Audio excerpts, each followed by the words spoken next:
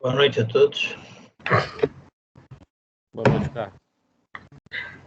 Boa noite, doutor. Boa noite, doutor Carter. Boa noite, pessoal.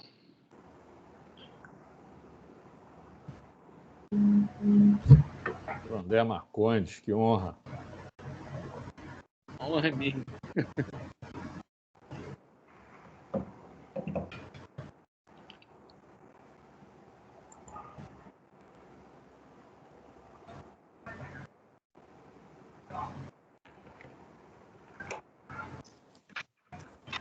Doutor Paulo, Oi, pois não. fique à vontade.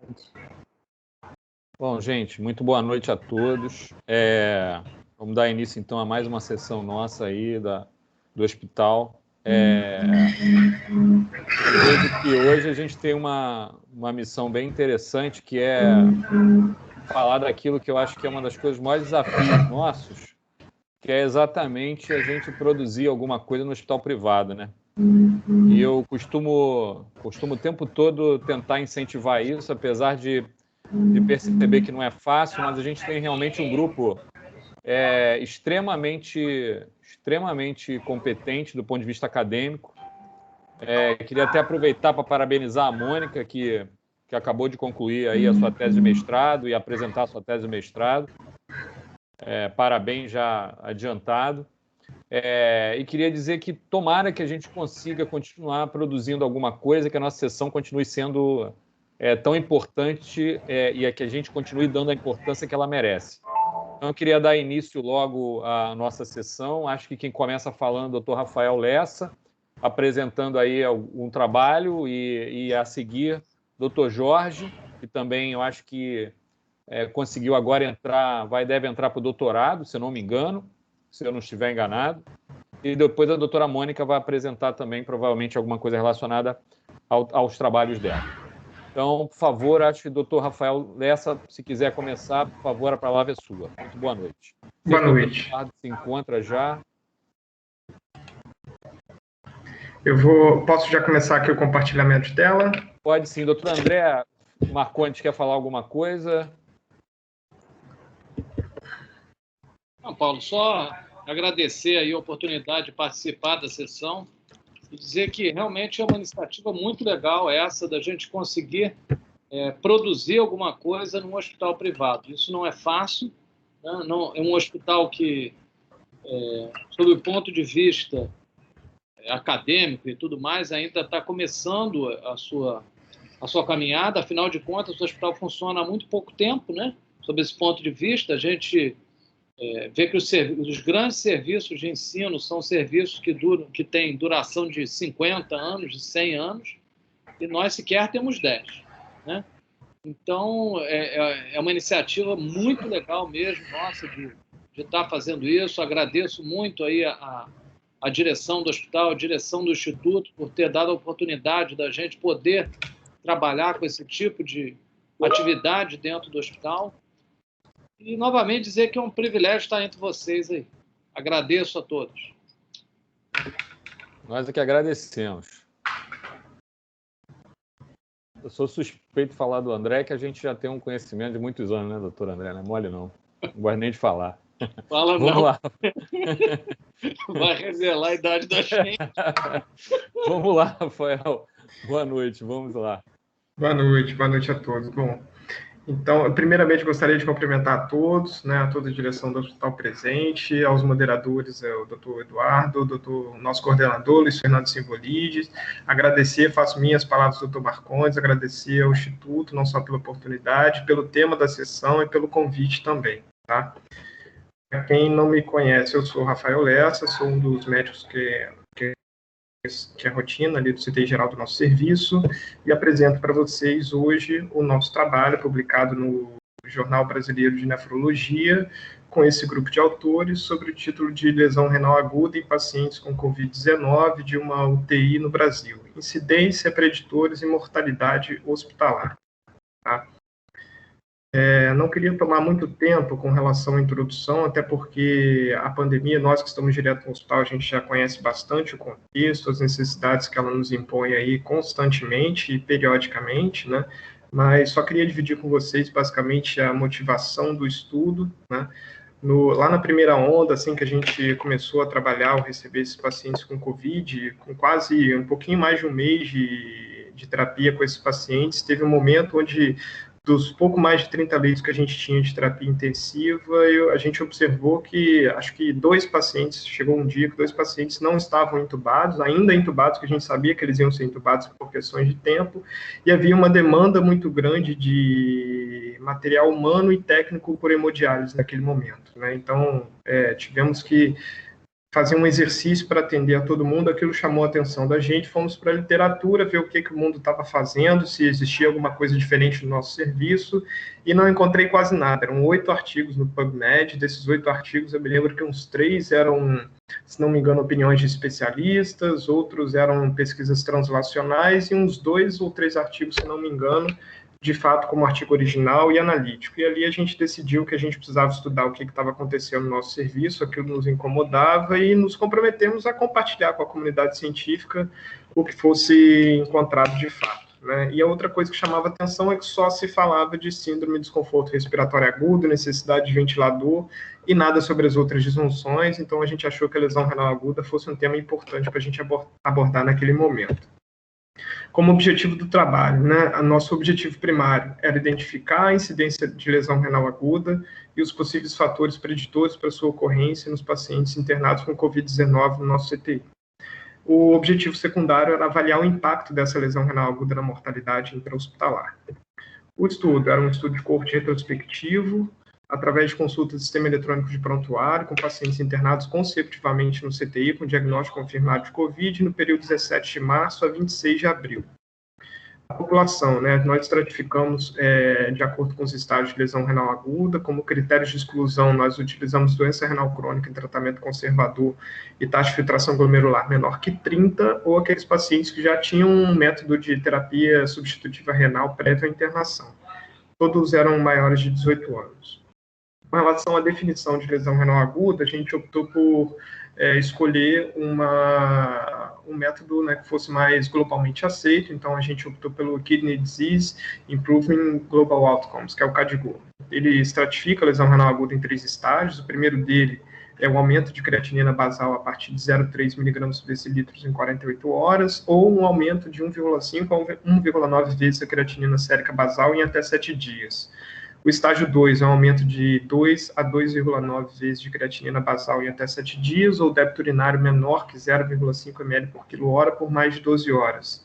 E o estágio 3, um aumento de 3 vezes de creatinina basal em 7 dias, ou creatinina maior que 4 miligramas por decilitro, ou terapia renal substitutiva com hemodiálise, ou débito urinário menor que 0,3 ml por quilo-hora por 24 horas, ou uma anúria por um tempo de 12 horas ou mais. Com relação aos aspectos éticos, houve aprovação do nosso projeto pelo Comitê de Ética e Pesquisa da UERJ, houve dispensa do termo de consentimento. Com relação à análise estatística, para não ficar muito maçante, eu convido até vocês a acessarem, no caso, o nosso trabalho original através do site da revista, já é disponível, é um trabalho aberto. Lá vocês encontram a análise estatística toda mais detalhada, né? Mas para deixar aqui a sessão mais leve, eu digo a vocês que a gente usou comparações de variáveis contínuas e categóricas, usamos teste quadrado, exato de Fischer, regressão logística, modelo de sobrevida de Kaplan-Meier, a significância estatística expressa por um p-valor de menor que 0,05, e utilizamos o SPSS para fazer as análises. Então, nós conseguimos identificar 114 pacientes que eram elegíveis, né, ao nosso trabalho, sendo que 12 deles necessitaram ser excluídos. 4 por uso já de hemodiálise prévia à internação, e outros 8 pacientes que já tinham doença renal crônica com taxa de filtração glomerular menor que 30. Então, nós ficamos aí com 102 pacientes para fazer as análises.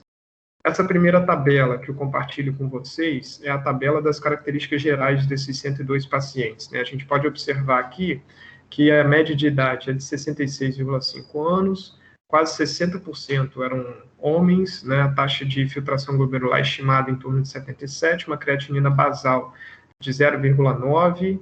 Vale dizer que essa creatinina basal é a primeira creatinina da terapia intensiva. o índice de massa corpórea com uma mediana de 28, com os interquartis de 25 a 33, mostrando aí uma tendência à obesidade da população. A maioria deles eram hipertensos, mais de 50%, quase 54%, um terço eram diabéticos, uma pequena parcela da população tinha doença respiratória e doença cardiovascular, 26,5% necessitaram de hemodiálise, 22,5% apresentaram síndrome de desconforto respiratório agudo grave, quase 50% necessitaram de ventilação mecânica, 15,7% dos pacientes tiveram um evento de tromboembolismo venoso, e a mediana do tempo de CTI desses pacientes foi de 8,5 dias, e o tempo de permanência hospitalar com mediana de 14. A mortalidade geral da nossa população foi de 22,5%. Nessa tabela aqui, a gente já começa a estratificar e a dividir os grupos, né? Na primeira coluna, vocês veem aí que 45% não tinham lesão renal aguda e 57%, ou seja, já 57 pacientes, já como maioria, já apresentaram lesão renal aguda, né? Isso dá uma porcentagem exatamente muito próxima aí dos 57% de lesão renal aguda, já respondendo a nossa primeira pergunta. Comparando os dois grupos, a gente pode observar aqui que houve predominância do sexo masculino, da distribuição do sexo, né, no grupo de lesão renal aguda, com quase 70% dos homens, comparado só com 46% no grupo sem lesão renal aguda. Houve também uma significância estatística na creatinina basal de entrada desses pacientes. O grupo de lesão renal aguda entrou com a creatinina um pouquinho mais elevada, e também o IMC um pouquinho maior no grupo com lesão renal aguda. Nessa segunda tabela aqui, a gente observa as comorbidades, com destaque da hipertensão, né? 2/3 dos pacientes eram hipertensos no grupo com lesão renal, e apenas 1/3, basicamente, dos pacientes eram hipertensos no grupo sem lesão renal aguda, também com significância estatística.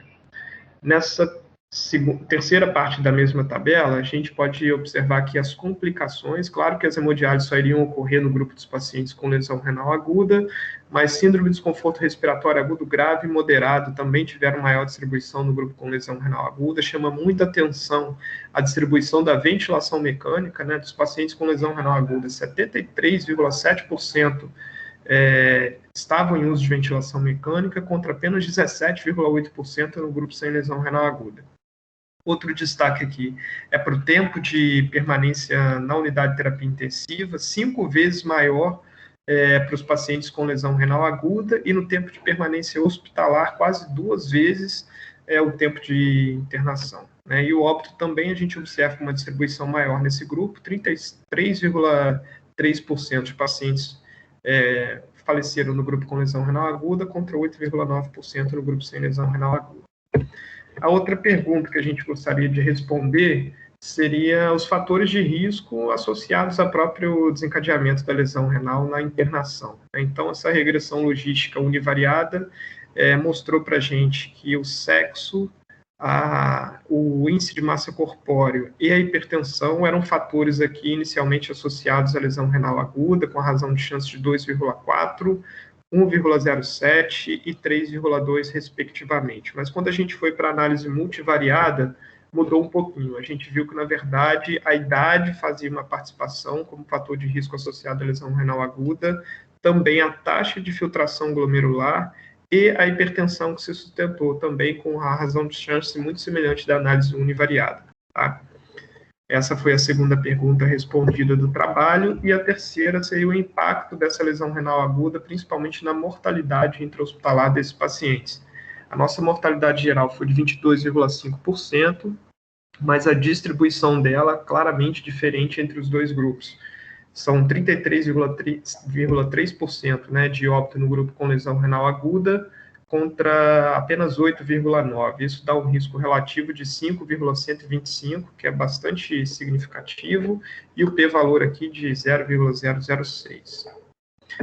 Essa figura, né, desse gráfico não foi para publicação, tá? Não foi para revista, mas eu fiz questão de compartilhar aqui com vocês, porque eu acho que é bastante ilustrativo e mostra para a gente de fato, a sobrevida ao longo da internação. Para quem não conhece, é o modelo de Kaplan-Meier. Aqui a gente estratificou a população no grupo sem lesão renal aguda, que vocês podem ver aqui que essa linha está tracejada em azul, houve alguns óbitos ao longo da internação. No grupo de lesão renal, estágio 1 e 2, nenhum óbito ao longo da internação, mas no estágio 3 a gente observa que a sobrevida foi notoriamente menor ao longo dos dias de internação. Claro que o tempo de observação não foi muito longo, mas se a gente pegar aqui na mediana da sobrevida, né, nos 50% de sobrevida, esse grupo de estágio 3, ele não leva 30 dias para perder metade da sua população. Isso é um impacto, acho que, muito importante na sobrevida desses pacientes. Acho que esse gráfico consegue ilustrar muito bem. Isso mostra que essa distribuição não foi ao acaso. O teste log-rank, ele testa isso com p-valor significativo de 0,01.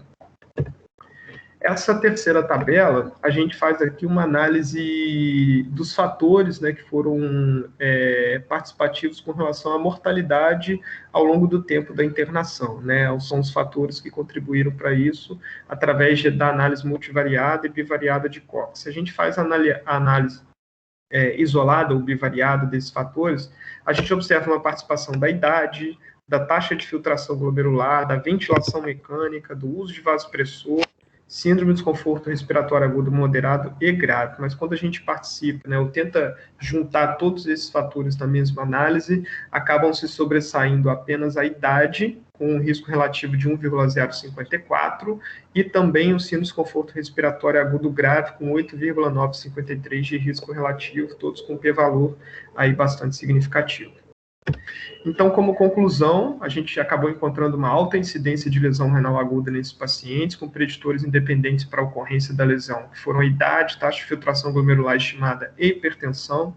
A lesão renal aguda estava associada a maior mortalidade hospitalar, e os preditores independentes para essa mortalidade durante a internação foram a idade e a síndrome do desconforto respiratório agudo grave. Com relação à discussão, só para lembrar para quem lê sobre o tema de lesão renal aguda na terapia intensiva ou vivencia, ou tem curiosidade, a gente lembra que o modelo é sempre multifatorial, né?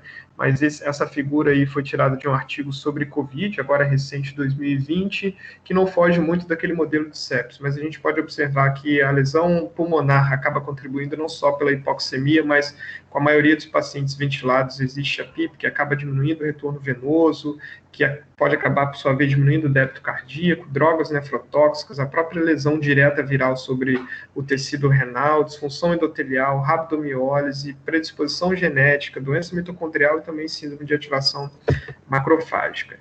Chama atenção, como eu comentei lá no início, que a gente foi para a literatura buscar algumas coisas, né, e a literatura é muito heterogênea com relação a isso, principalmente as publicações iniciais, né, lá da China, tinham incidências que variavam desde 0,5, 0,1 a 2,9, com as manifestações leve, moderada e grave, respectivamente, né, que são muito diferentes, por sua vez, das incidências encontradas no Ocidente, porque as publicações americanas já mostravam uma incidência extremamente maior, né, 22% dos pacientes hospitalizados, com mais de 70% de lesão renal aguda dentre os pacientes que faleciam, e na Itália, claramente, a lesão renal aguda ficou atrás apenas assim do desconforto respiratório agudo.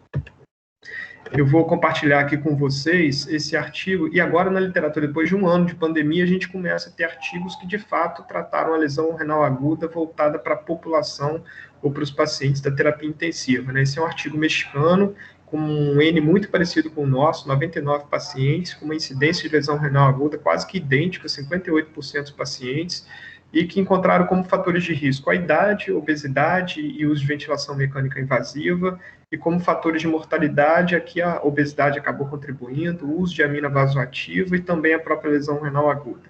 E a mortalidade hospitalar maior nos grupos de estágio renal, do estágio, né, de lesão renal aguda, 3, 2 e 1, respectivamente, né, com relação à incidência das mortalidades. Esse trabalho já é publicado por um grupo brasileiro aqui de São Paulo, com um total de 200 pacientes avaliados, com cerca de 50% de pacientes que acabaram desenvolvendo lesão renal aguda, uma incidência também muito parecida com a nossa. Os fatores de risco que contribuíram para a lesão renal aguda nesse trabalho foi a creatinina basal, uso de diurético durante a internação e uso de ventilação mecânica invasiva. A mortalidade de 60 dias foi menor que a nossa, 14,4%, mas a distribuição foi muito semelhante, eram 23,8% dos pacientes acabaram falecendo no grupo com lesão renal aguda, comparado com apenas 5% no grupo sem lesão renal aguda. E dentre esses pacientes com lesão renal aguda, aqueles que necessitaram do suporte renal dialítico, também a mortalidade foi maior.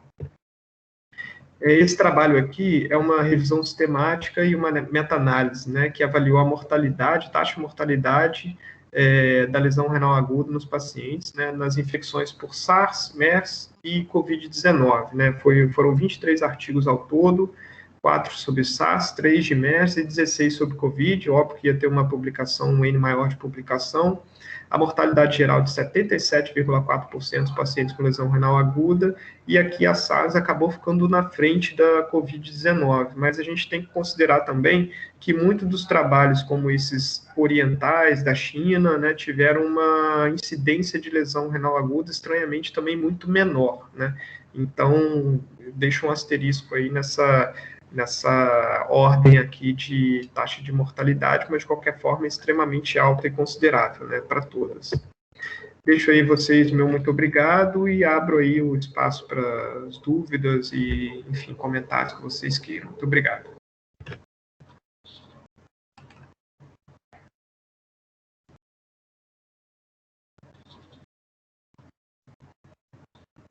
Ô, Flávio, a combinação ficou da gente fazer o tratamento dessas apresentações a cada uma ou no final?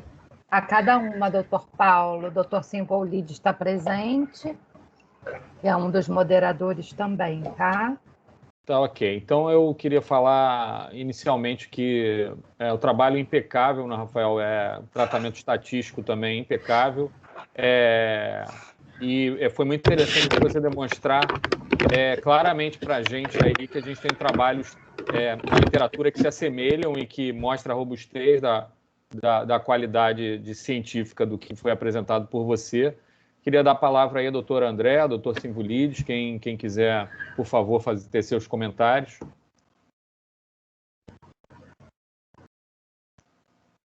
Acho que podia o Luiz Fernando falar primeiro, né? Ok.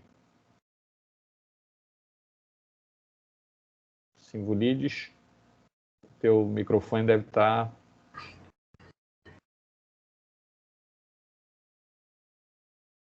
Mas acho que não, André, acho que foi... Bom, enfim, Simbulides não está conseguindo... Passar um pouquinho aqui, então, até ele conectar. O ideal seria que ele começasse a discutir, pois ele, afinal de contas, era o chefe do serviço que conduziu esse trabalho, né? Mas, assim, é muito interessante, né, quando a gente acaba vendo a documentação científica daquilo que a gente percebe de maneira coloquial, assim, o cheiro, né? A gente vê realmente que esses pacientes são os que evoluem pior dentro do CTI. Esses fatores de risco foram documentados no teu trabalho, né, Rafael? Eles são exatamente aquilo que a gente percebeu. Isso é muito interessante, porque documenta-se aquilo que a gente acha empiricamente. Então, a gente passa a ter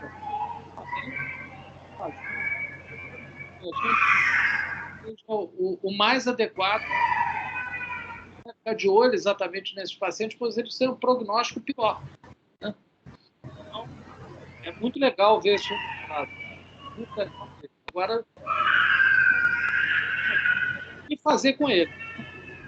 E pode ser que isso seja tipo de um outro trabalho, né? Vamos ver. Acho que isso é muito legal, muito bom o teu trabalho, muito legal. Agora, eu queria dar só uma palavra a respeito desses trabalhos orientais, né? Principalmente da China. A gente tem visto, pelo menos quem está trabalhando com alguma coisa científica no momento, um padrão muito diferente do que era há uns 20 anos atrás, né? Que a gente não tinha praticamente trabalho nenhum proveniente da China. E agora tem uma profusão gigantesca. É uma coisa, assim, é uma diferença absurda, né? Abissal, para a gente que está há mais tempo mexendo com isso. Mas ainda eles carecem, como de toda a informação na China, carece de eu diria, de uma transparência um pouco maior, né? Porque números muito diferentes eles aparecem em relação ao regime. Eu não sei se a questão étnica em si seria responsável por uma diferença tão grande, mas me parece que não. Entretanto, a gente tem que ficar aí mais atento a esse negócio, né? Talvez isso tenha contaminado, como você falou, o resultado daquela meta-análise, né? Então, você tem um número muito discordante. Eu só queria fazer uma pergunta para você. Você trabalhou com mediana em determinado momento ali, porque os teus resultados tinham uma dispersão grande, era isso? Sim, sim. Para algumas variáveis, a gente precisou usar a mediana exatamente por não ter uma distribuição homogênea. Aí a gente teve que recorrer à mediana e fazer a comparação por outro teste. Tá ótimo. Obrigado. Nada. André, é Eduardo falando. Oi, Edu. Bom, em primeiro lugar, me desculpem por não estar coordenando, mas o André certamente já mostrou que vai moderar de forma exemplar, melhor do que eu. Eu tive um imprevisto e eu ainda estou em trânsito, então estou acompanhando vocês. Ainda não cheguei em casa. Eu queria fazer uma pergunta para o Rafael, eu não consegui ver a imagem que ele mostrou, né, sobre fisiopatologia da lesão renal, mas eu estou só ouvindo, eu não me lembro dele ter falado em fenômenos trombóticos. Isso é importante também para a disfunção renal na COVID?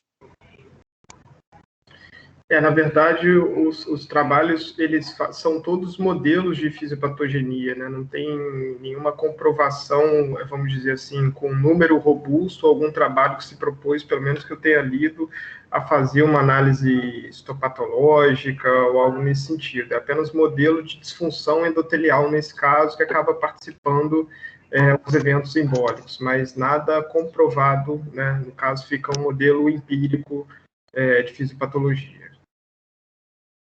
Ok, obrigado. Oi, Rafael. Oi.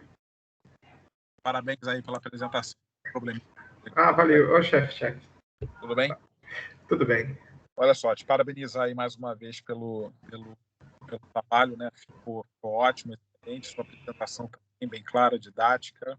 E, enfim, é um trabalho da maior importância, né? Porque quando a gente viu o Covid começar, chamou muita atenção, acho que de todo mundo, a quantidade de pacientes graves que a gente tinha, não só com ventilação mecânica, mas também pacientes já fazendo ali hemodiálise, terapia substitutiva renal, isso causando problema de máquina, de pessoal, não só no nosso hospital, mas em diversos centros aí que cuidaram do Covid, né?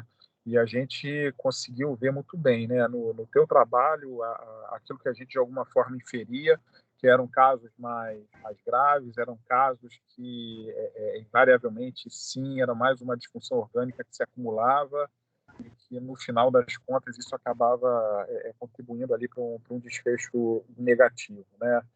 E só pincelando um pouquinho nisso que o Eduardo acabou de colocar, são múltiplos, né, as causas, a etiologia aí da injúria renal aguda no COVID, que passa desde a injúria do próprio vírus ao parênquima renal, pelas interações que você bem colocou com a ventilação mecânica, a interação pulmão-rim, que a gente sabe que existe em qualquer paciente crítico ventilado, né? Os efeitos aí trombóticos locais da doença COVID, né? Fora toda a agressão aí também de amina, de drogas nefrotóxicas. E agora chama a atenção uma coisa que a gente não tem visto, pelo menos assim, em volume, a quantidade de pacientes em diálise nessa última onda que a gente teve ali no finalzinho do ano e nessa própria agora que a gente está começando a ver aí essa marolinha subir também, né? Então, não sei se naquela primeira onda eram pacientes aí, como você botou, mais velhos, a idade foi um fator, né, que afetou na análise. E agora a gente está vendo ali pacientes mais jovens que a gente sabe que são pacientes que têm ali uma reserva orgânica, uma reserva renal, menos problemas de saúde para poder aí encarar o Covid, né? Então, acho que é isso que eu tinha para colocar, cara. Parabéns mais uma vez aí pela sua iniciativa. Eu queria deixar aqui bem claro para todos, bem registrado, que a ideia da gente começar a fazer um banco de dados, para a gente começar a estudar esses casos, para a gente começar aí a desenvolver trabalhos, nasceu com iniciativa aí do Rafa, né? Depois o Jorge e acabou todo o grupo de certa forma. Parabéns aí, galera. Valeu, obrigado. Rafael, acho que a Mônica, nossa mestre, está querendo falar alguma coisa aí. Mônica, a palavra é sua, por favor. Oi, gente, boa noite. Eu tenho uma dúvida. Rafa, primeiro eu quero te agradecer o convite por ter participado de hoje. Eu acho que é super importante que tenha iniciativa de pesquisa clínica no hospital, até porque a gente tem um trabalho de excelência, a gente tem que publicar, a gente tem que mostrar e dividir essa experiência. Até porque o nosso hospital ele tem uma base educacional, a gente tem residente, e é bom que os residentes vejam que produção científica tenha sido feita, até porque mostra o que o serviço está fazendo, né? Não adianta eu tô no terceiro andar, você está lá no primeiro fazendo uma coisa. É bom eu saber o que vocês estão fazendo. Isso é excelente. Segundo, parabenizar pelo seu trabalho, ótimo. Obrigado. Porque a gente viu isso, como o Luiz que falou agora aqui, que os serviços de terapia de substituição renal no hospital ficavam sobrecarregados, a nefrologia sempre falava isso, que tinha muita gente, e a gente entender quais são os pacientes. Eu tenho uma dúvida, uma pergunta. Desses pacientes que tiveram doença renal provavelmente atribuída ao COVID, você tem algum percentual de recuperação dessa função renal? Não, infelizmente, essa era uma vontade que a gente tinha de ter tempo de acompanhar ou revisitar o prontuário e entender quem acabou recuperando a função ou não. Poucos trabalhos na literatura se propuseram a fazer isso, e os trabalhos que eu li que se propuseram a fazer isso, o número de recuperação da função renal é também animador. Parece que depois de alguns meses, esses pacientes acabam conseguindo os que sobrevivem a essa fase mais aguda, eles conseguem recuperar a função renal. Tá ótimo, obrigada, era essa a minha dúvida. Nada.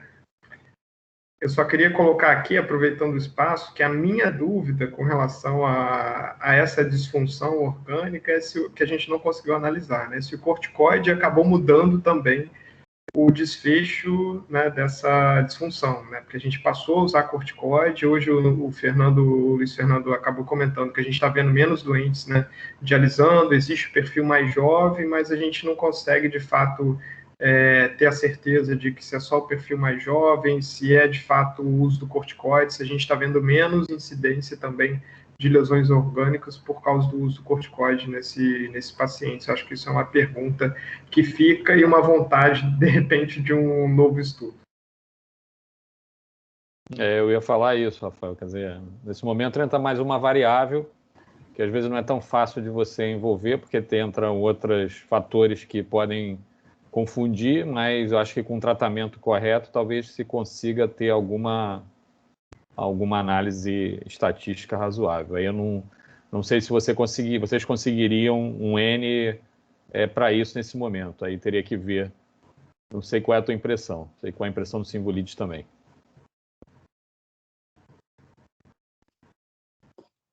Eu acho assim, o corticoide para mim foi uma pedra angular no tratamento dessa doença, né?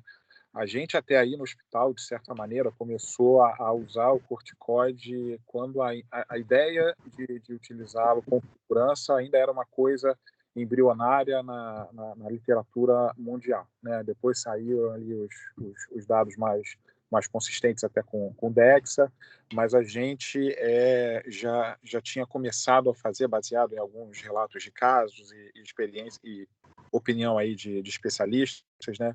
E a gente ali começou a ter a mesma impressão que a gente está tendo agora, de certa forma, com o tocilizumab.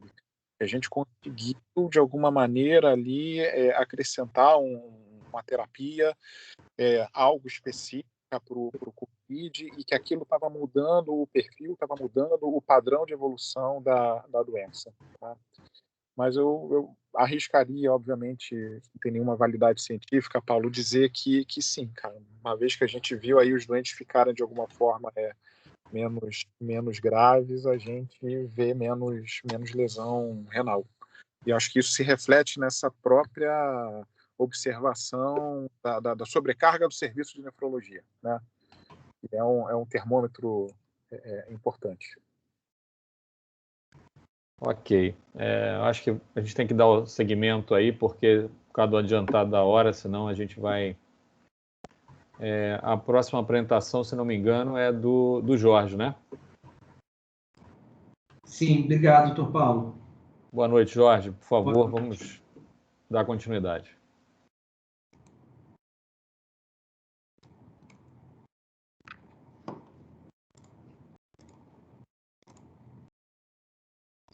Boa noite.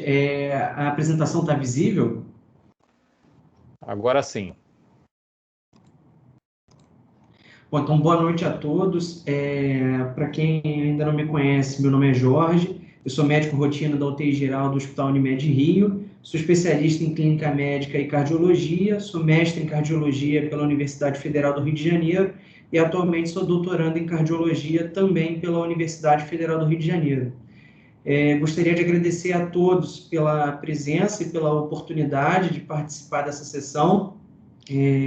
O trabalho no Hospital Unimed Rio é algo que me deixa muito feliz, é algo que eu tenho muito orgulho. Eu entrei nesse hospital recém-formado e anos já se passaram. Então, é um prazer poder ter o hospital no meu desenvolvimento pessoal e intelectual. Então, agradecendo a oportunidade, vou apresentar o nosso artigo,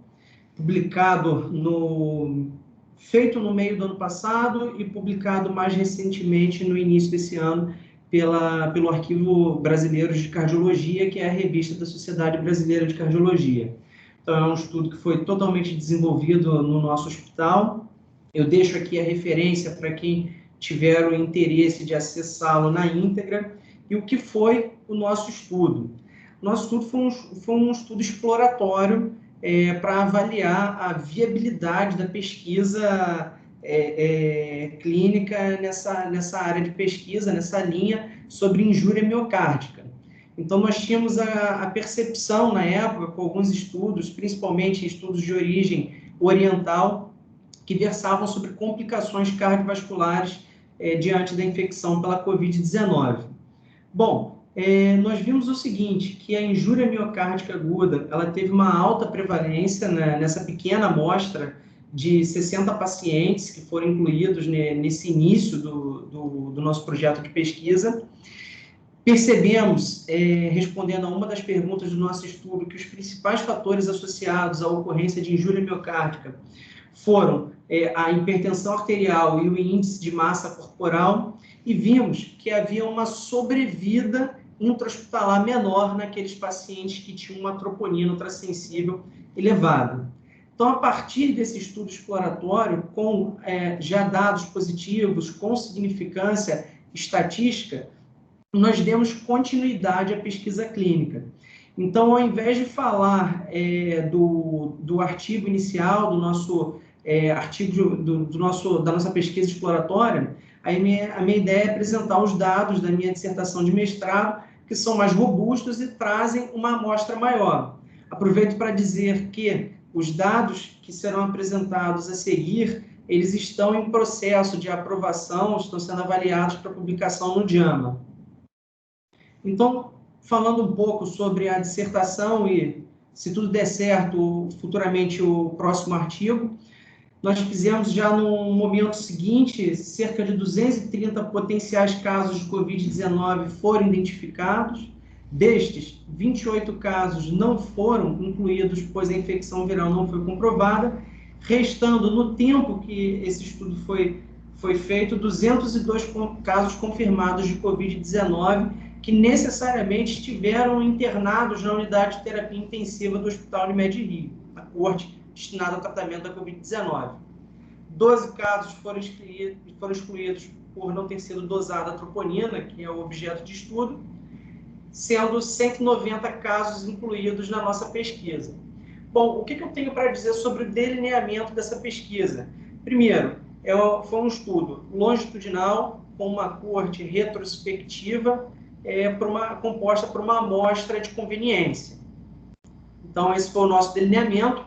E o principal achado, eu já adianto aqui, mais da metade da amostra, pouco mais da metade da amostra, apresentava injúria miocárdica aguda. 104 casos no total. Lembrando que injúria miocárdica aguda, passando pela quarta definição universal de infarto, envolve necessariamente dois componentes, que é a elevação de troponina e ultrassensível acima do percentil 99 e a discrepância entre no mínimo duas dosagens, seja a ascensão ou a redução desses valores. Isso define injúria miocárdica aguda. Então, não bastava ter a troponina elevada, foi feita uma avaliação evolutiva desses pacientes. Aqui, para desenhar melhor a nossa amostra, uma tabela grande, mas para a gente conhecer um pouco da população, né, da amostra presente nesse estudo, desses 190 pacientes. Nós temos que a mediana de idade foi de 73,2 anos, com o primeiro e terceiro quartil aqui representados. Sexo masculino foi a maior parte da nossa amostra, mais da metade. E o índice de massa corporal também teve uma mediana de 28.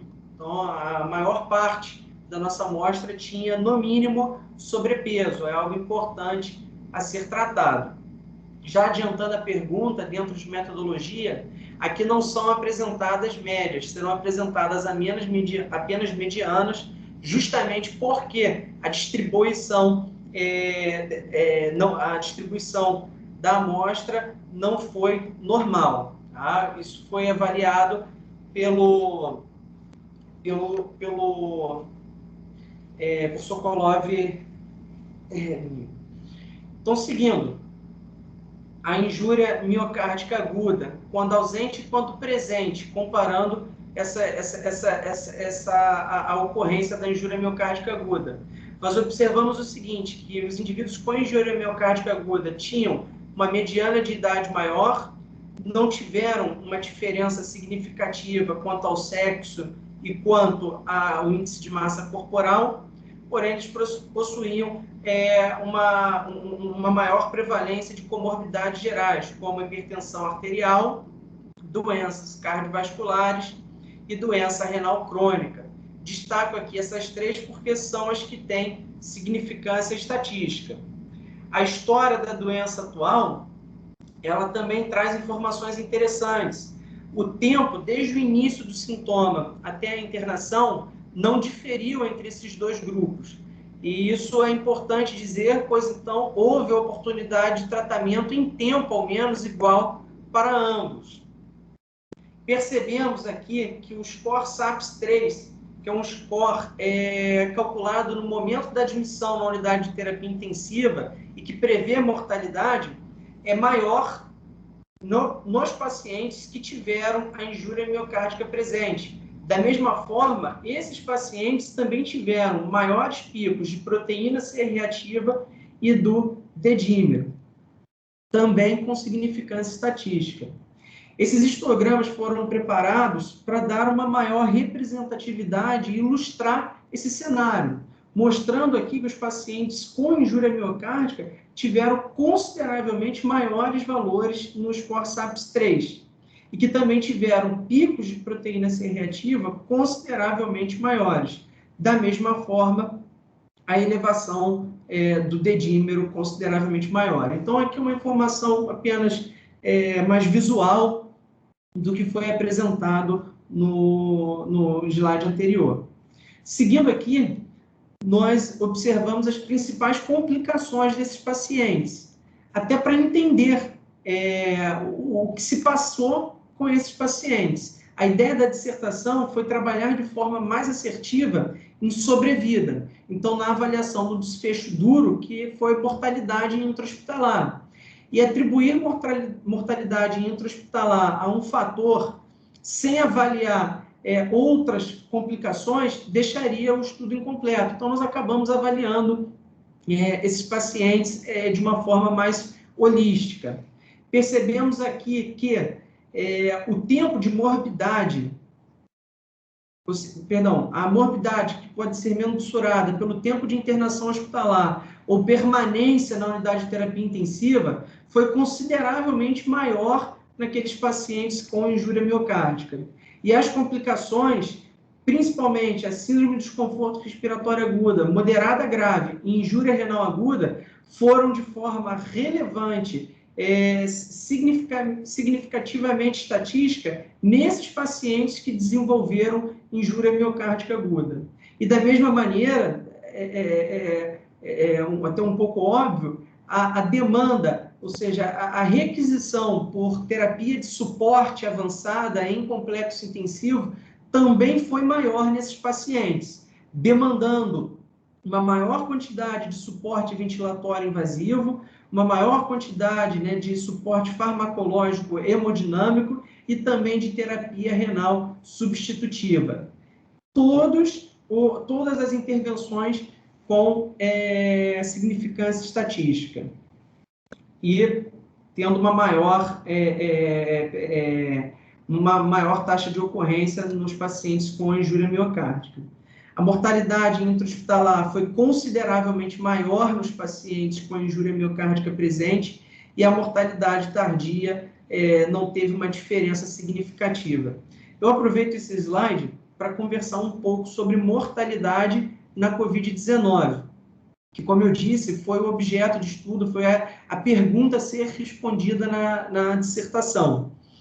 Bom, dentro do hospital, a principal causa de morte foi infecção bacteriana secundária. A pneumonia bacteriana foi a causa mais comum, seguido por infecção de corrente sanguínea e outras infecções em menor número. Em segundo lugar, complicações cardiovasculares ganharam força. Tá? Nós tivemos infarto agudo do miocárdio, TEP, outras complicações isquêmicas que ocorreram. Então, não é o principal mecanismo direto de morte, mas é um dos principais mecanismos de morte principal, o segundo em taxa de frequência. Agora, quando se avalia o atestado de óbito, nas linhas antecedentes ao que resultou na causa direta de óbito, aí as complicações cardiovasculares ganham uma maior relevância. Bom, do ponto de vista de mortalidade tardia, também foi possível resgatar. E esses pacientes morreram exclusivamente por sepse. 2 por pneumonia e 1 por infecção urinária por pielonefrite. Uma das características da nossa amostra, eu aproveito para introduzir aqui, é que os pacientes que são atendidos no nosso hospital, que são atendidos pela operadora, eles preferencialmente são ali atendidos e voltam para o hospital. Então, essa característica já demonstra aí uma vantagem do desenvolvimento de estudos no nosso hospital, porque existe uma certa facilidade em garantir o acompanhamento desses pacientes. Foi dito no início dessa sessão da dificuldade que é o desenvolvimento da pesquisa em instituição privada. Nós temos menos de 10 anos, já foi salientado, mas o hospital, além de um quadro de recursos humanos extremamente competente, dispor recursos avançados, ainda tem uma característica própria que pode facilitar o ensino e pesquisa a curto e longo prazo. Seguindo aqui, a nossa ideia, já que ficava clara a importância da injúria miocárdica aguda, foi tentar avaliar ali qual seria o corte necessário da elevação de troponina I ultrassensível que tivesse um impacto prognóstico relevante. Então, nós usamos aqui uma curva ROC, com um pico de troponina I ultrassensível, e através do índice de Odin, nós conseguimos identificar que valores de troponina I ultrassensível maior do que 37,7 nanograma por litro tinha, com uma razoável sensibilidade e especificidade, predileção por morte intra-hospitalar, tendo a nossa curva ROC uma área sobre a curva de 0,8, isso aqui é considerado bom, e também com significância estatística. A partir daí, nós estabelecemos um modelo de sobrevida baseado em Kaplan-Meier com esse corte. A troponina I ultrassensível maior que 37,7 e menor que 37,7. Fica claro pelo gráfico que já desde cedo a apresentação de injúria miocárdica aguda, ela, principalmente a elevação da troponina maior que 37,7, ela abre essa curva mostrando uma sobrevida claramente menor naqueles pacientes que tiveram a troponina maior do que 37,7 nanograma por litro. Aqui, para exemplificar melhor, nós temos que a média de sobrevivência foi de 38 dias no grupo com troponina ultrassensível maior que 37,7 e consideravelmente menor no grupo com troponina menor que 37,7, que teve uma sobrevida de 75 dias.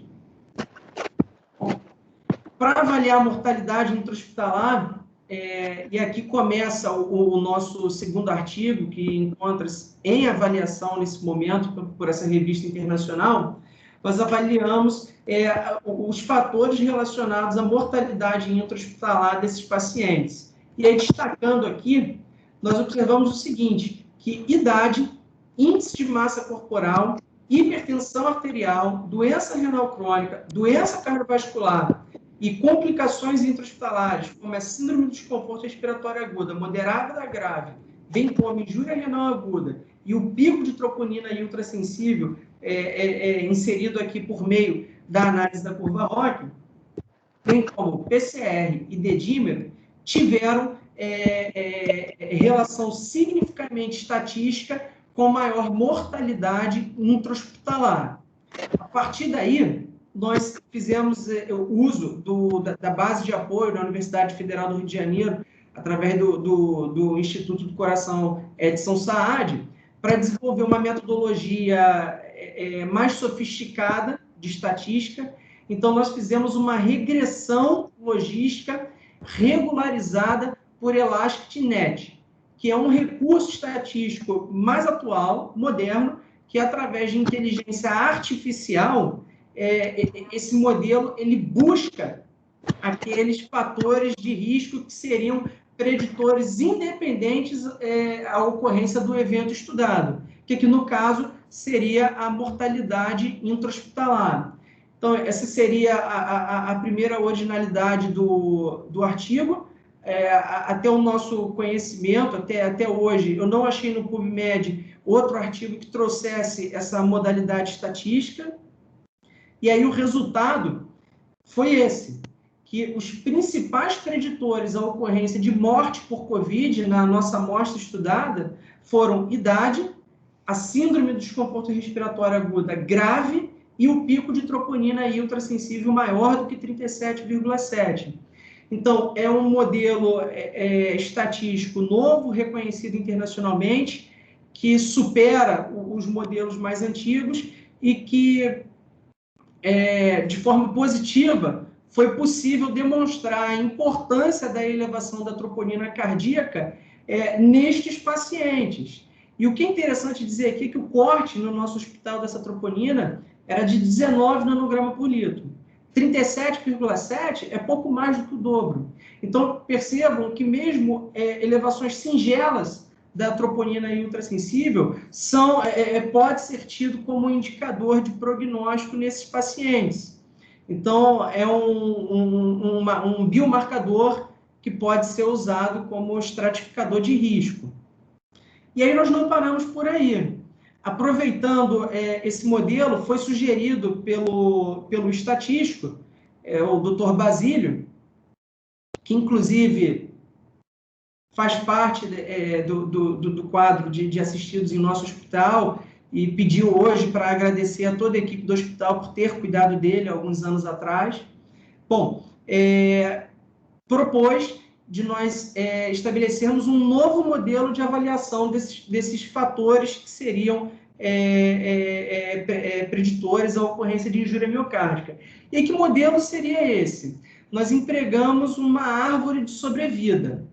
Então, a árvore de sobrevida, ela também ainda é pouco explorada na pesquisa, e a ideia é o seguinte: um modelo matemático, também de inteligência artificial, ele estuda todas as variáveis que são inseridas e busca excluir a colinearidade entre elas e também testa a associação, ou seja, quando uma variável interfere na outra variável. Então, dentro de um princípio de sistemas complexos, em que um mesmo fator pode interfere em outros fatores, este tipo de modelo estatístico, ele sai daquela caixa da simplicidade do modelo simples e busca o estudo dentro de um modelo complexo. E aí uma mesma variável pode surgir em um determinado nó e mais adiante ela volta com outra faixa de maneira a reestratificar essa amostra. Então, até hoje, nós também não achamos trabalhos dentro da Covid-19 que tenham usado esse modelo estatístico. Bom, no primeiro nó de importância, observamos o seguinte, que importava para a mortalidade intra-hospitalar por Covid-19 a idade. Quando maior do que 80 anos, aproximadamente, ela ocorria mais frequentemente. E aí a gente abre, primeiro, para o nó 2, que são aqueles pacientes com troponina e ultrassensível, de maneira que aqueles que não tinham a troponina maior que 37,7 tiveram uma sobrevida consideravelmente alta. Já aqueles indivíduos que tiveram uma troponina ultrassensível maior que 37,7, aí agora sim, com significância estatística, a troponina foi um biomarcador naqueles com idade maior do que 55,84 anos. Ora, e é importante quando a pesquisa interfere, ou melhor, contribui para a mudança da prática clínica. E hoje nós sabemos que nós temos uma grande responsabilidade na aplicação da medicina, porque ela precisa ser devidamente balanceada. É preciso evitar o tratar de mais, é preciso evitar o tratar de menos. Isso o nosso hospital faz muito bem, baseado em evidência científica. Então, por exemplo, nós havíamos dito aqui anteriormente que a dosagem de troponina e ultrassensível, ela pode sim ser usada como um estratificador de risco nessa população. Agora, com esse tipo de análise, já é possível dizer, por exemplo, que aquele indivíduo que interna com Covid-19 e tem 30, 40 anos, não teria um benefício na sua dosagem. Então, isso evitaria o uso desnecessário de um recurso diagnóstico. Então, a ideia é tentar implementar ao máximo possível, com medicina baseada em evidências, uma melhor prática clínica, dirigindo ali com maior sabedoria os recursos que estão à nossa disposição. Já naqueles indivíduos com maior idade, surge no nó 7, com significância estatística, a troponina maior que 37,7, deixa eu reduzir aqui, o nó 11, que mostra uma clara menor sobrevida nesse modelo de regressão de Cox, quando uma idade mais avançada e a troponina maior que 37,7.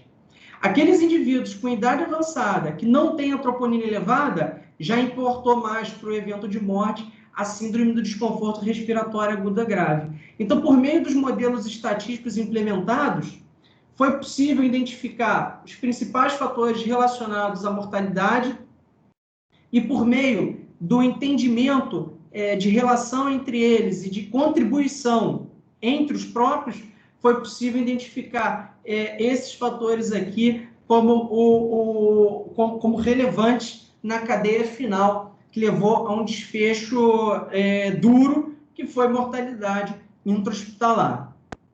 Aqui, a título de discussão, de curiosidade, não pretendo me estender muito mais, a ideia é conversar um pouco, embora não tenha sido o objetivo do desenho, sobre fisiopatologia e a injúria miocárdica aguda. Esse slide aqui é um slide original, está presente também na minha dissertação, e a ideia é a seguinte, é que a injúria miocárdica aguda na Covid-19, assim como em outras situações de paciente crítico, de paciente grave enfermo, é que ela se correlacione com um estado inflamatório sistêmico e com um estado de hipercoagulabilidade. E isso não tem um único fator desencadeante, mas, na verdade, é um modelo multifatorial, portanto, mais uma vez, um sistema complexo, como o professor Nelson gosta de colocar, em que há disfunção endotelial, maior estresse oxidativo, hipoxemia, desequilíbrio entre a oferta e demanda de oxigênio, lesão imunomediada também é considerada, e uma lesão direta causada por SARS-CoV-2. Bom, me perguntaram ao final da dissertação qual era a minha impressão sobre a injúria miocárdica aguda na COVID-19. Jorge, deixa só te interromper um segundo, cara. Vou te pedir um pouco mais só de brevidade, porque a gente está com o tempo já esgotado. A Mônica ainda tem também que fazer a apresentação dela, tá? Obrigado. Perfeito. Bom, eu deixo aqui a figura como um resumo. Apresento aqui só mais 2 trabalhos que nós apresentamos no Congresso Brasileiro de Cardiologia do ano passado. E, recentemente, o e-mail recebido pela American College of Cardiology, tivemos mais um trabalho aprovado para apresentação no ACC de 2021, e o resumo do nosso trabalho vai ser publicado no JACC. Então, já é mais um trabalho, fruto dessa pesquisa. Então, nós temos não só aquele artigo, mas 2 em produção, 3 trabalhos em congresso, e já uma representação do nosso hospital, da Unimed, no JACC, que é uma importante revista americana. Aqui só o resumo, coloquei a título de curiosidade, e eu gostaria de agradecer mais uma vez pela participação, que muito me deixa feliz e orgulhoso. Pedir desculpas também por ter esticado demais. Jorge, meus parabéns. Eu parabenizei a Mônica, mas eu sei que recentemente você também fez uma evolução acadêmica aí, importantíssima na sua vida. Meus parabéns também. Muito obrigado pelos excelentes trabalhos. Acho que a gente fica muito orgulhoso da gente conseguir ter esse nível de produção científica assim junto com a gente. Muito obrigado. Queria dar a palavra logo, acho que não vai dar para fazer muitos comentários nesse momento. Queria dar a palavra logo, por favor, à doutora Mônica Amorim. Doutora Mônica, por favor. Oi, peraí, deixa eu abrir aqui. Oi, boa noite a todos. E acho que eu tô, peraí. Deixa eu compartilhar a minha tela, vou ser breve.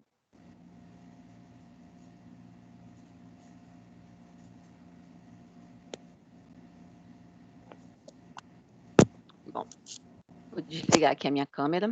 Acho que todo mundo consegue ver bem, né? Bom, opa, mudou. Foi. Foi, bom, sim. O projeto que eu vou apresentar foi um projeto que foi desenvolvido na unidade clínica, em parceria com a unidade de cardiologia e o Instituto Unimed, né, no nome do Dr. Eduardo Costa. E o nosso objetivo era avaliar a hidroxicloroquina em associação com a azitromicina nos pacientes internados por COVID-19 de leve a moderada. Esse foi o artigo que nós publicamos, eu mandei aí o link no chat. O artigo foi enviado, foi aprovado acho que em novembro do ano passado. Elisa está aí, Elisa pode me afirmar melhor. Foi no Brazilian Journal of Infectious Disease e foi publicado esse ano, agora em fevereiro. Tá? Participamos eu, Elisa, Andréia, o André Felipe, o Armando, radiologista, a Tassiana, que foi uma aluna nossa de iniciação científica, a Juliana Crisman, que é da operadora da área de atuarial, que ajudou muito a gente com a estatística, o Pedro Spinetti, o Marco Antônio Matos e o Eduardo Costa. O racional desse estudo foi avaliar, né, porque a grande maioria dos pacientes com COVID-19 tinha um quadro leve a moderado, então foi esse perfil que a gente quis avaliar, o perfil dos pacientes que eram atendidos no quarto, que não precisavam de oxigenação invasiva. E a ideia veio porque nosso estudo começou, na verdade, com uma análise de banco de dados e de pacientes que a gente acompanhou de março até junho do ano passado. Então, em março, abril, ainda tinha essa história, né? Foi quando surgiram as primeiras medicações e a gente não sabia como tratar COVID, até hoje a gente não sabe como, né? Mas começaram essas histórias, as possíveis medicações que poderiam tratar do COVID. Dentre elas, vem a hidroxicloroquina, porque tinha um estudo anteriores com os outros coronavírus, né, no MERS, no SARS, mostrando que talvez a hidroxicloroquina tivesse essa atividade antiviral e imunomoduladora, com essa história de que ela in vitro retardava a replicação viral, de redução de citocinas pró-inflamatórias, e que a sua associação com a azitromicina diminuía mais ainda a carga viral. Então, nessa época, a gente teve uma grande esperança de que tivesse uma medicação que pudesse tratar o COVID, né, que pudesse diminuir a replicação viral, diminuir a inflamação e, com isso, diminuir a internação e diminuir a morbidade e mortalidade do COVID. Diante disso, nosso objetivo primário foi ver qual era a eficácia da hidroxicloroquina em associação com a ácitro nos desfechos clínicos e bioquímicos também dos pacientes hospitalizados por COVID-19 com uma síndrome de angústia respiratória leve a moderada. Além disso, a gente sabe dos efeitos adversos da hidroxicloroquina e da sua associação. Então, a gente também queria ver a segurança dessas medicações que foram usadas. Essas medicações foram usadas em alguns pacientes no hospital. Foi um estudo retrospectivo de uma análise de banco de dados, como eu falei, e que a gente acompanhou os pacientes internados de maneira consecutiva no Hospital Unimed Rio, no período de março a junho de 2020. E a gente acompanhou os pacientes que eram admitidos com a síndrome respiratória leve a moderada e que eram internados inicialmente em acomodação, em quarto. Então, a gente acompanhou de variáveis os dados demográficos dos pacientes, os dados clínicos, como gravidade de doença, comorbidades, medicações prévias, e nós avaliamos desfechos clínicos, que foi transferência para unidade fechada, o tempo de uso de oxigênio sob catéter nasal em quarto, sintomas gastrointestinais, alterações do intervalo QTC dos pacientes que usaram hidroxicloroquina, o tempo de hospitalização e óbito. Outras variáveis também que foram utilizadas, a TC de tórax, né, de acordo com a TC de tórax de admissão, a extensão de acometimento inicial, se era leve, moderada, grave. O eletrocardiograma a gente avaliava diariamente naqueles pacientes que usaram hidroxicloroquina, e a gente também fez uma avaliação laboratorial em que a gente focava mais no hemograma, nas enzimas hepáticas, na troponina, no dedímero, fibrinogênio e proteína C reativa. A nossa população de interesse eram pacientes adultos com COVID-19 detectado por RT-PCR, com Kick-SOFA de 0 a 1, e excluímos todos aqueles que foram admitidos inicialmente em terapia intensiva, que isso caracterizaria uma síndrome grave, e aqueles que a gente não tinha confirmação do RT-PCR.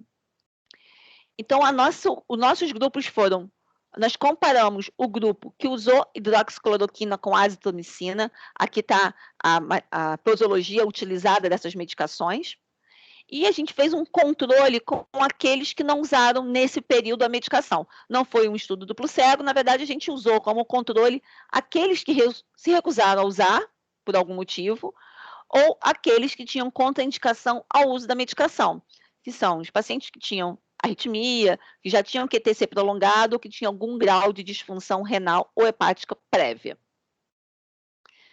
Fizemos uma análise estatística, mais uma vez, agradecendo a operadora que cedeu as meninas da Atuariais para poder ajudar a gente nessa análise, né? Fizemos análise descritiva, a normalidade foi avaliada pelo Kogomerov-Smirnov. Aqui estão os testes que a gente usou para as variáveis contínuas e o quadrado para as variáveis dicotômicas. Atribuímos o intervalo de confiança de 95% e relevância estatística, um P menor que 0,005. E esse foi o software usado. E dos resultados. Bom, esses foram nossos... Nós selecionamos... Oi, perdão. Não, só tinha um zero a mais no P, 0,05. Ah, perdão, então faltou aqui na hora do... Foi eu digitação, então, perdão. Então, okay. 0,05. Desculpa, Eduardo, obrigada pela contribuição. E vamos para os resultados. Aqui estão os dados demográficos, né, as características clínicas dos pacientes selecionados. Inicialmente, nós selecionamos 449 pacientes. 36 foram excluídos que tinham um PCR negativo. Dos 383 que sobraram, 190, que eram 49,6%, foram admitidos em unidade de terapia intensiva. Então, nós excluímos também. Dos que sobraram, foram 193 pacientes. Dentro deles, 101, né, do grupo ativo, que a gente diz, do grupo controle, que foi o que usou a medicação hidroxicloroquina associada à azitromicina, e 92 foi o grupo controle. A grande maioria era do sexo masculino. Tivemos uma mediana de idade de 68 anos de toda a população. Teve diferença estatística, o grupo de intervenção era mais jovem, de 59 anos, do que o grupo controle, com uma mediana de 65 anos. O índice de massa corpórea da população foi de 28,3, bem semelhante ao outro grupo. A comorbidade mais comum, né, que a gente encontrou foi a hipertensão. Mais de 50% da população internada tinha hipertensão, mas também teve uma distribuição semelhante nos dois grupos. Depois veio diabetes, doença cardíaca, doença pulmonar, doença oncológica, mas todos também com a mesma distribuição entre os grupos. Os dois grupos acabaram sendo muito semelhantes, exceto pela idade. Calculamos também o uso prévio de medicações, como IECA, BRA, estatina e metformina, que também tinha distribuição semelhante, e o QSOFA. Nosso grupo, todos tinham o QSOFA 0 ou 1, mostrando que eram pacientes com uma síndrome leve a moderada. Também sem diferença entre os grupos. A tomografia inicial, dos 193 que a gente avaliou, 26 não estavam disponíveis para a gente avaliar, porque foram provavelmente feitas em outro hospital e a gente não teve acesso ao filme, a gente só tinha acesso da descrição do laudo. E, dentre eles, a grande maioria, né, tinha uma extensão moderada, 45,8% tinha extensão moderada, 36,1% tinha uma extensão menos de 25%, e 18,1% tinha extensão importante, né, acima de 50%. Teve uma diferença estatística entre os grupos. A gente nota que no grupo de intervenção teve mais pacientes com acometimento leve do que o grupo controle. No grupo da extensão moderada, a gente viu mais frequente no grupo controle, e na extensão grave também a gente viu mais frequente no grupo controle. Foi feita uma avaliação dos números de segmentos afetados e foi muito semelhante entre os grupos. Sobre a avaliação laboratorial, né, e inicial durante toda a hospitalização, a gente avaliou, como eu falei, leucócitos, né, linfócitos, fibrinogênio, dedímero, LDH, TGO, TGP, PCR. O que a gente conseguiu ver foi que a PCR foi menor no basal, né, do grupo intervenção, quando comparado com o grupo controle, e teve um pico maior também no grupo intervenção, quando comparado com o grupo controle, com significância estatística. Quando nós avaliamos desfechos clínicos, né, nós vimos que 22,8% dos pacientes foram transferidos para uma unidade fechada, e não teve diferença entre os grupos, né, 25% do grupo intervenção, 21% do grupo controle. Quando falamos de óbitos, 22 pacientes, né, correspondendo a 11,4% da população total, foi a óbito. Também não teve diferença em nenhum grupo, foi exatamente o mesmo número de um grupo e do outro. Quando falamos de tempo de uso de oxigênio, né, sobre catéter, a mediana da população foi de 6, também sem diferença de um grupo para o outro, 5 no grupo de intervenção e 6,5 no grupo controle. E o tempo de internação, a mediana do tempo de internação desses pacientes total foi de 7, também sem diferença entre o grupo intervenção e o grupo controle. Quando falamos de efeitos adversos, as medicações elas foram muito bem toleradas. Só 8 pacientes do grupo intervenção teve sintomas gastrointestinais, correspondem a 7,9%, e no grupo controle teve até um pouco mais, teve uma tendência maior de 15%, né, que são 16%, que aí fica aqui na dúvida se esses sintomas gastrointestinais foram atribuídos a alguma medicação ou à própria doença, ao próprio COVID que pode causar. A hidroxicloroquina ela foi suspensa em 8 pacientes dos 101 avaliados, 7,9%, e a causa foi para o prolongamento do intervalo QT, já que o eletrocardiograma era avaliado diariamente. Então, nós concluímos com esse projeto que a associação de hidroclorotiazida com azitromicina nesses pacientes com COVID leve, moderado, foi segura, porém, não teve associação nem com menor mortalidade, nem com menor necessidade de oxigênio, nem com menor taxa de transferência para a unidade fechada e nem com tempo de hospitalização. Então, nós concluímos no presente estudo que essa combinação não mostrou benefícios quando comparado com o tratamento padrão, baseado tanto nos desfechos clínicos quanto nos desfechos bioquímicos, nesses pacientes que foram hospitalizados por COVID com uma síndrome respiratória leve a moderada. Mas também não teve eventos adversos, não teve associação com eventos adversos graves. E esses dados, eles foram corroborados por outros trials, até mesmo os nacionais que a gente teve presente. O Coalition 2 também mostraram esses dados, e o Recovery também. Eu acho que eu consegui ser breve, eu não sei se obrigada. Primeiro, agradecer ao Instituto Unimed pelo super apoio que a gente teve, né, na pessoa do Eduardo, de todas as nossas reuniões, e que sempre foi quem ajudou muito a gente na publicação desse estudo. E agradecer a cada um dos membros que participou do projeto. Eduardo, acho que se quiser falar alguma coisa... Parabéns, Mônica. Eu queria passar... Obrigada. Eu consegui ser rápido, é breve, né? Conseguiu. Desculpa ainda a delicadeza. Imagina, aí, que isso. O Jorge eu também. Eu não estou conseguindo sair daqui, mas tudo bem. Eduardo, por favor, a palavra é sua. Bom, eu consegui chegar em casa, consegui acompanhar aí a apresentação da Mônica. Parabéns, Mônica. Eu quero parabenizar todo o grupo aí da Clínica Médica, da Cardio, e o Armando e residentes da radiologia que auxiliaram também na avaliação das tomografias. Eu deixo para o André, porque o André está aí muito bem moderando, e eu falo umas palavrinhas no final. André, por favor. Eu acho que esse estudo nosso ele veio exatamente num momento de grande necessidade de achar uma droga que se pudesse tratar. Né? Aquele momento, né, esse trabalho foi iniciado há um ano atrás, quase, né? Mais ou menos há um ano atrás, e nesse momento a gente precisava saber se essa droga funcionava ou não. Né? E lamentavelmente, a gente não obteve nenhum tipo de resultado com o uso dela. Nem foi melhor nem pior, foi rigorosamente igual. Né? Então, a gente acabou concluindo com isso que não há nenhuma vantagem em usar essa droga, não há nenhuma indicação de usar ela nesse tipo de paciente, e que, de verdade, não muda em nada. Então é uma droga que não tem nenhum tipo de valor para uso terapêutico. Né? A gente procurou esse tema porque era algo, naquele momento, muito discutido, né?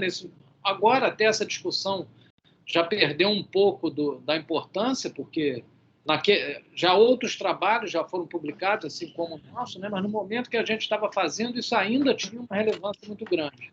Né? E certamente isso contribui para a forma da gente tratar os nossos pacientes, vai contribuir de maneira significativa. Não apenas esse, quanto outros que a gente pretende fazer aí, que estão na mira da gente, ainda estão em fase de delineamento ainda do estudo. Eu acho que André... o doutor Pedro Spinetti acho que está querendo a palavra, acho que para fazer algumas considerações relacionadas aos trabalhos. Boa noite a todos. Gostaria de parabenizar a Rafael, Jorge e Mônica pela brilhante apresentação dos trabalhos. Acho que como todos falaram, muito importante um hospital do porte que o nosso tem, não só prestar uma assistência de excelência, mas também mostrar os seus resultados, não só através dos seus indicadores, mas também através de trabalhos científicos. E isso eles mostraram aí com maestria, né? Todos os trabalhos publicados em revistas de relevância. Então, acho que isso é algo animador para a gente continuar nesse caminho. E aí, falando como supervisor da residência, estimular e incentivar os nossos residentes que estão aí na audiência para também se envolverem na pesquisa, né? Parte do trabalho de conclusão deles é apresentar um trabalho em congresso, então vamos se unir aí os grupos que estão produzindo ciência dentro do hospital, para que vocês tenham também essa experiência dentro da formação de vocês, dentro da especialidade. E agradecer, sobretudo, o apoio do Instituto Unimed Rio, na pessoa do Eduardo, mas também do LIST, e da nossa Super Flávia, que tem dado todo o apoio à organização e ao desenvolvimento dessas pesquisas dentro do hospital. Muito obrigado. Obrigado, Pedro. Acho que a doutora Elisa estava querendo também fazer algumas considerações. Oi, boa noite. Oi, boa noite. Mônica, boa noite. Mônica, obrigada pela apresentação. Não, eu só queria comentar um ponto que você até falou, mas talvez as pessoas não tenham ressaltado, não tenham percebido, é que, assim, no nosso estudo tinha um embasamento teórico muito forte, né? E apesar dos grupos serem extremamente comparáveis no baseline, a população que usou a combinação de drogas era mais nova e tinha uma PCR menor. Então, a gente esperava, assim, teoricamente, a gente esperaria um desfecho melhor, né? Mas até assim a gente não achou. Então, de fato, essa combinação não funciona. Eu acho que no COVID a gente está vendo muita tentativa de usar várias drogas, mas que quando a gente vai ver na prática não tem efeito. E eu acho que a gente tem que fazer medicina baseada em evidência. Então, não funciona, não é para usar, e ponto final. Só isso. Excelente. Muito obrigado, Elisa. Queria dar uma palavra de novo a vocês. Oi, pode falar, Eduardo. Desculpa. Não, foi bom, Elisa, ter falado, que eu queria justamente comentar isso. O estudo é retrospectivo, observacional, mas, quer dizer, não é a melhor evidência, né? Não é um ensaio clínico retrospectivo, mas os grupos muito semelhantes, e no que não eram semelhantes, eles favoreciam os desfechos do grupo que usou a cloroquina, e nem assim a cloroquina conseguiu ajudar. Eu queria só lembrar, do ponto de vista histórico, realmente, como o André falou, estava se falando muito cloroquina é aquela briga que virou uma briga política, né? Então, por isso, nós fomos fazer isso, e, na verdade, o Instituto queria também testar a cloroquina nos pacientes dos PAs, mas aí foi uma coisa que o LIST queria fazer, mas ficou inviável, porque precisaria se monitorizar esses pacientes ambulatorialmente, incluindo o eletrocardiograma. E uma outra questão importante era ter a confirmação diagnóstica com PCR de todos os pacientes que iam aos PAs. E era um volume enorme, absurdo, o que ficou inviável do ponto de vista financeiro também. Como o Pedro comentou, quer dizer, antes até disso, eu queria só dar aqui um testemunho, que eu fiquei muito feliz de ver as equipes de setores diferentes, quer dizer, a clínica médica, a cardio, a radiologia, todos trabalhando juntos, e a ideia, né, de se fazer pesquisa é somar essas forças mesmo e criar grupos de pesquisa, digamos, multidisciplinares para a gente produzir mais. Quer dizer, eu acho que a semente foi plantada, começou aí a florescer, né, o resultado. E eu fiquei realmente muito feliz de coordenar isso aí com o grupo naquelas nossas reuniões, quase todas as sextas-feiras, né, até a gente finalizar a redação do trabalho. E como o Pedro comentou, aí eu queria realmente fazer aqui uma menção importante, que o colega Uliste Palmeira, nosso colega no Conselho do Instituto, ele foi importante organizando aí a parte administrativa no Instituto junto com a Flávia, para que a gente pudesse ter alunos de iniciação científica ajudando, e outras coisas mais. Então, eu quero deixar esse registro feito aqui, que é muito importante. E parabenizar, mais uma vez, aí o Rafael, o Jorge, pelo trabalho. Quando tiver publicado aí o restante da sua dissertação, avisa para a gente poder apresentá-la e discuti-la com mais calma, né? Porque ficou um pouquinho corrido. Bom, eu devolvo a palavra aí para André e Paulo. Não sei se o Simvolides ainda quer comentar alguma coisa. Só parabenizar o trabalho do Jorge e destacar bastante rapidamente. Troponina é um parâmetro importante, muito importante na classificação prognóstica desses pacientes com Covid. Cada vez mais tem saído aí estudos que tentam juntar, né, fatores preditores aí de pior ou de melhor evolução, e na enorme maioria deles a troponina está inserida, está refletindo aí um peso do que o Jorge aí conseguiu no estudo dele. Parabéns, Jorge. Obrigado, chefe.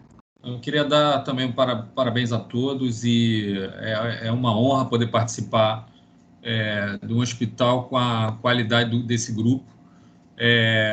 Só nos enche de orgulho poder estar com o nome associado a uma equipe tão robusta do ponto de vista acadêmico, e perceber aí o apoio do Instituto Unimed, enfim, de todos os colegas que suaram a camisa aí para produzir, e, enfim, ajudar a levar o nome da Unimed Rio, o nome do próprio hospital. É uma honra para mim poder estar participando, então, dessa sessão, e tomara consigamos todos continuar fazendo trabalhos nesse nível. E, claro, a gente percebe aí o apoio das universidades, enfim, fundamental, todos os professores que estão aí já, os mestres, e temos um doutorando aí. Muito obrigado a todos. Não sei se alguém mais deseja falar alguma coisa. Gostaria de encerrar a sessão. Alguma consideração aí, doutor André, doutor Eduardo? Não, eu acho que também um agradecimento a você, Paulo, e ao Gabriel Massou, a toda a direção do hospital, né, porque vocês estão sempre abertos e também incentivando que cresça a pesquisa no hospital. Olha, só para lembrar, a partir da próxima sessão já voltam os casos clínicos apresentados pelos residentes. Achei excelente essa iniciativa da gente mostrar os trabalhos apresentados, até porque é bom que o hospital conheça, e é bom que outras pessoas se empolguem e também tentem publicar. Isso é bom, assim, acho que a gente está aqui super disponível para poder ajudar para quem precisar. Os residentes os residentes já estão com alguns projetos em mente, e isso é bom, que dá um estímulo para eles a produzir e a crescer cada vez mais. E também, caso, assim, eu tenho organizado as sessões com os residentes, mas se algum serviço tiver alguma demanda, estou super disponível, pode conversar comigo, a gente encaixa aqui nas sessões também, tá? Porque eu acabo direcionando para os residentes, mas se algum outro setor quiser apoio da gente, tanto para pesquisa quanto para a sessão clínica, nós estamos super disponíveis aqui. Isso aí, eu queria também reafirmar o convite aí para todos aqueles que queiram participar dos estudos que a gente ainda vai fazer, nos futuros estudos. A gente continua se reunindo, temos reunião até amanhã, não é isso, Edu? Temos amanhã, então,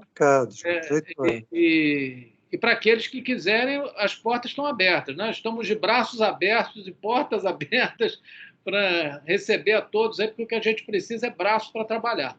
A ideia tem muita, agora precisa de gente para ajudar. Então, muito obrigado a todos. Acho que podemos encerrar a sessão. Muito obrigado mais uma vez. Muito boa noite. Boa noite, parabéns a todos pela excelente apresentação. Boa noite, obrigado, Flávio. Muito boa noite. Boa noite, parabéns. Obrigado a todos, boa noite.